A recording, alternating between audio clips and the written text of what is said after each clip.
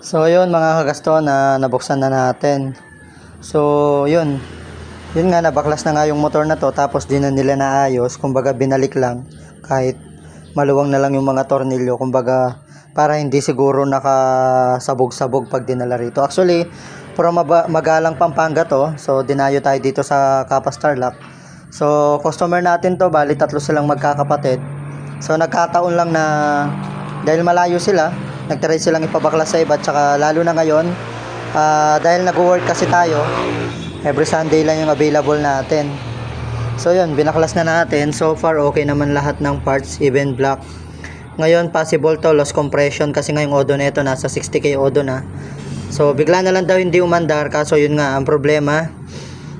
Nag-diagnose daw sila tapos may error, binuksan yung makina.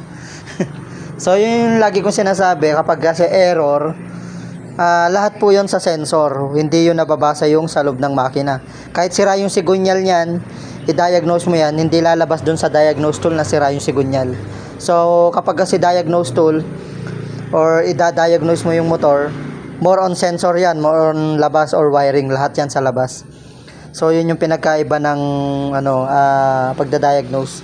Iba kasi yung sa makina. So sa makina maririnig mo pa lang, lalo na kung matagal ka nang gumagawa. Alam mo na kung ano yung isang problema. So possible to loss compression kasi nga 60k odo na.